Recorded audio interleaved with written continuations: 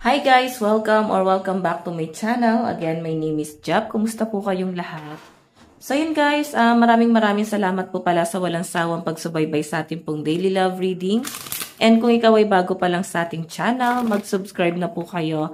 Then i-click mo na rin yung ating notification bell para lagi kang updated sa ating mga bagong upload. And sa mga interesado naman guys sa ating private reading, nasa description box below yung link ng aking Facebook. Ayan, message nyo na lang ako guys.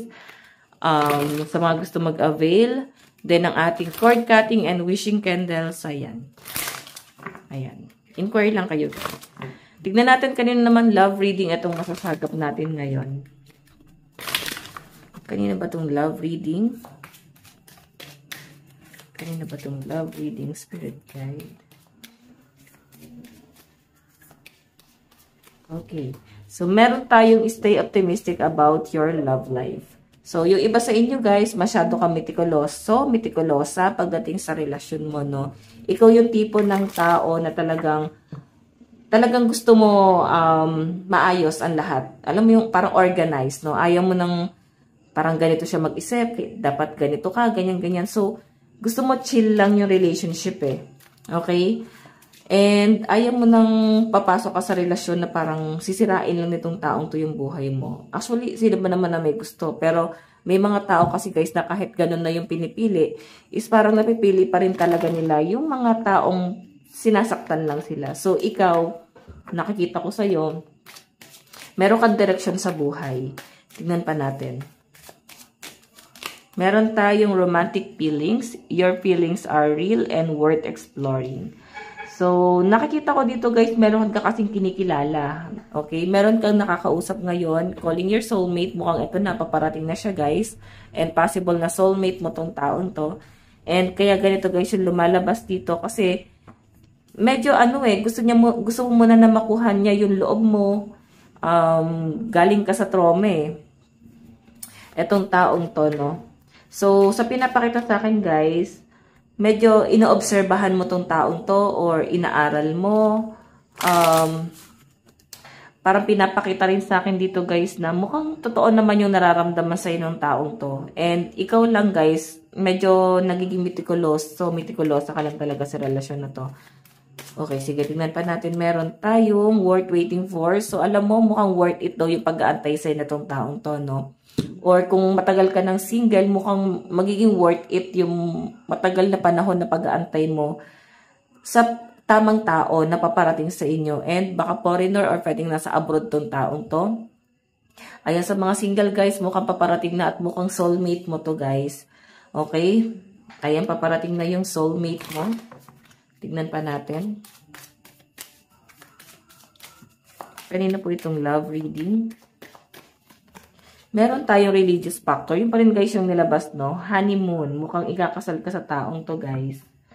Okay, so sa malinaw na pinapakita sa akin dito, parang hindi ka rin naman nagmamadali na pumasok sa relationship. Pero ito na nga, guys. Mukhang ibibigay talaga sa'yo tong tamang tao na to. Okay, para talaga sa'yo tong taong to. Okay? Yun nga lang, antindi ng trust issue mo eh. Antindi ng pinagdaanan mo rin ka sa buhay o hindi mo talaga guys priority ngayon yung love life mo. Mas priority mo yung mas importante. Sige, tingnan natin guys. Akit muna natin sa taas. Kanina po itong love reading.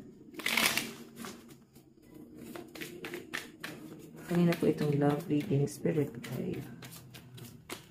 Alliance. Oh, mukhang kaibigan mo pa to or kakilala mo. Napagsama ko yung kaibigan at kakilala. Kakaituloy. So, mukhang kakilala mo to or kaibigan mo to. Pwedeng best friend mo.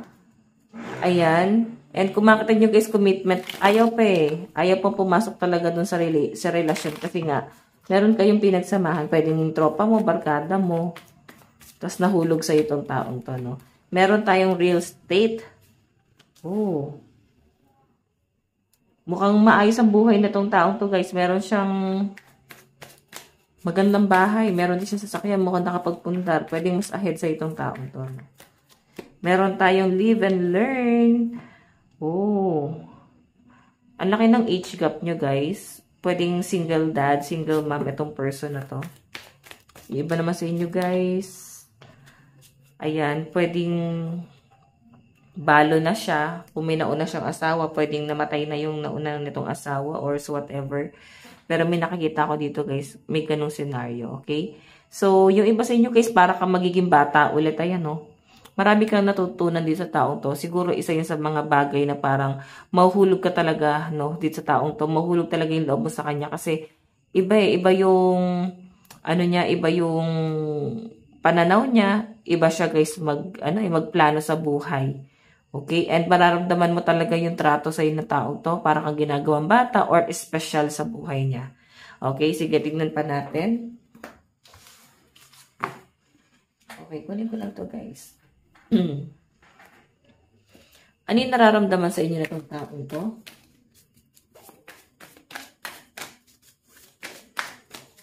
Nararamdaman sa iyo nitong taong to? O, diba? Ace of Cups. Mahal na mahal ka nitong taong to, guys. And sa malinaw na pinapakita sa akin dito, parang gusto niya na lagi kang nakakabanding, gusto niya lagi kanya nakakasama, ganun yung pinapakita sa akin dyan. Gusto ko niya laging kausap. Ayan. Then, yung buong time na itong taong to, guys, ibibigay niya talaga sa inyo. Yung iba sa inyo, guys, pwedeng hindi kayo aware. Pwede naman, guys, na wala pa, guys, panliligaw or hindi niyo pa, guys, binibigyan ng chance. Pero meron kang kaibigan na nagkakagusto sa inyo. Sobra yung pagmamahal, sobra yung paghanga ng taong ito sa inyo. Pero, siguro, ayaw mong aminin sa kanya, damon kasi nasa bottom of the deck. Or pwedeng hindi pa kasi mas importante sa inyo yung pinagsamahan nyo. Or hindi siya yung tipo ng tao na parang type mo talaga. Okay, sige, tingnan natin. Ano naman yung action nitong taong to? Kasi mahal ka naman niya eh. Okay, pero siguro yung dating kasi sa'yo, parang hindi ka pa ready or hindi siya talaga yung tipo mo ng tao, no? Okay, tingin sa'yo ng person mo, the Chariot. O, kaya daw siya, guys, nagpapayaman, kaya daw niya, guys, ini-improve yung sarili niya para meron siya, guys, mapatunayan sa inyo. Kasi to, guys, ay priority. So, mukhang gusto kang i-priority na tong taong to. Or nakikitaan ka rin niya, guys, na andayan mo pina-priority sa buhay. Okay? Ano naman yung magiging action ni person? Meron tayong Ace of Swords. Matalino siya, guys, eh. So, dadaanin ka niya, guys, sa knowledge niya, no? Dadaanin ka niya sa talino, sa pa-English niya, sa mathematics niya. Basta matalino to, guys. Doon ka niya makukuha, eh. Gusto niya ipakita sa iyo na marunong siya mag-isip, magaling sa mga analytic, no? Ayan, baka humanga ka talaga, guys, sa pagiging matalino nitong taong to. So, baka dito ka mahulog. May marriage ako nakikita. Okay, ano yung outcome? O, di ba? Makukuha ka rin nito, guys. Mukhang mahuhulog ka sa pagiging cool nitong taong to. Okay, tignan natin ano yung mga zodiac signs sa side ng person. Kunin ko lang, guys. Okay, ano yung zodiac sign? So, meron tayo, guys, Taurus, Capricorn, Leo, Aries, Virgo, and Sagittarius. Aries, Virgo, Cancer, Scorpio, Aquarius, Gemini. Ayan. Kapatay na isa. Okay, Pisces, Aquarius, Libra, Sagittarius, and Capricorn, Scorpio. So, tignan naman natin, guys, sa side mo, ano yung nararamdaman mo sa person mo. Nararamdaman mo sa person mo. Oh, nag-aantay ka lang din. Actually, meron kang inaantay na iba. And hindi mo, guys, masyado napapansin itong taong to. Or kung napapansin mo man, guys, sa iba ka kasi nakatingin. Pwedeng masyado kang emotional, marami kang pinagdadaanan ngayon, meron kang problema na parang kailangan mo muna mas pagtuunan ng pansin. Yun yung pinapakita sa akin dito, guys. Grabe, no? Grabe yung lungkot mo dito. So, masyado kang naging emotional ngayon. Siguro may anxiety ka or pwede depression. Tingnan naman natin. Hindi mo siya masyado, guys, napapansin eh. Tingin mo sa taong to. Alam mo naman na mahal ka na itong taong to, pero siguro, ayaw mo siyang paasahin. Knight of Cups, oh. Okay? Nag-o-offer siya sa inyo, guys, ng cup of love. Ano naman yung action mo? Okay, King of Cups. So, gusto mo guys, mag-mature itong taong to. Kasi kanina, di ba, parang Knight of Cups. Ito kasi King of Cups. Pwede kasi guys na nakikita mo siya na parang medyo immature pa or hindi talaga siya yung tipo mo ng tao guys. Kasi may something sa kanya na parang feeling mo hindi pa ganun guys katatag, no? Hindi pa ganun ka-solid. So, di ba, nakikita ko yung sa'yo na masyado ka din nagiging practical.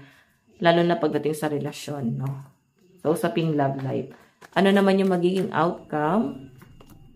May pagtalikod. Alam mo, grabe, no? Siguro hindi mo na love life yung ipa-priority mo. Baka career mo muna ipa-priority mo. Or yung family mo. Kasi parang pili mo mas kailangan ka ng family mo. Parang meron kang kailangan, parang kailangan mo siyang bitawan kasi piling mo magiging distraction lang siya sa'yo. Okay? Tingnan natin guys, ano yung zodiac sign sa side mo. Scorpio, Aries, Leo, Taurus, Capricorn, and Sagittarius. Pwede kasi guys na meron kang ibang gusto eh. Baka hindi siya talaga yung gusto mo. May potential sana yung taong yan, nakikitaan mo siya, pero pwede ka rin naman ma-fall sa taong yun, pero siguro mas iniisip mo kung ano yung makakabuti sa lahat. Parang ganon. Okay? So, meron ka rin ibang person na tinitignan. Pwedeng past person mo yung tinitignan mo. Meron tayong Virgo, Leo, Capricorn, Sagittarius, Scorpio, and Libra. Meron tayong Aries, Virgo, Cancer, Gemini, Scorpio, and Aquarius. Ayan. Cancer, Virgo, Aries, Sagittarius, Leo, and Scorpio. Ayan, naulit lang siya guys. No? Katay guys ng 3 cards. Saan napapunta tong relasyon na to? Meron tayong chemistry. There's a strong magnetic attraction here. Grabe. Pero ba't parang pinipigilan mo yung sarili mo, no? Engagement. Kaya kang panindigan nitong taong to, guys. Meron ka lang kailangang i-let go. Paninindigan ka nitong taong to, pero nakikita ko yung mo. Malalim yung pinanguhugutan mo ngayon. Tignan natin advice. Love advice. Meron tayong luminosity. Okay? What else? Meron tayong the divine feminine. Oh, LGBTQ+, meron dito, no? Message sa'yo ng person mo. Meron tayong I wish we could be together forever. Gusto ko na niya, guys, makasama. Oo. Meron tayong I'm tired of running. Alam mo, mahal na mahal ka niya, pero mukhang napapagod siya, guys, kakahabol sa inyo. Napapagod siya na parang lagi niya pinatutunayan sa inyo na mahal ka niya. Pero hindi mo kasi, guys, pinapansin. Tingnan natin. Message niya sa inyo. Our love will never exit. So, alam niyo, guys, mukhang hindi magsasawa sa itong taong to, guys, kahit napapagod siya. Na mahalin ka, napapagod siyang habulin ka. Ayan, namimiss ka daw niya. Mukhang nasa malayo si person, guys. Ayan. So, ayan, guys. Ito lang naman po ang inyong daily love reading bukas po ulit. God bless and love you all. Bye-bye. Ayan.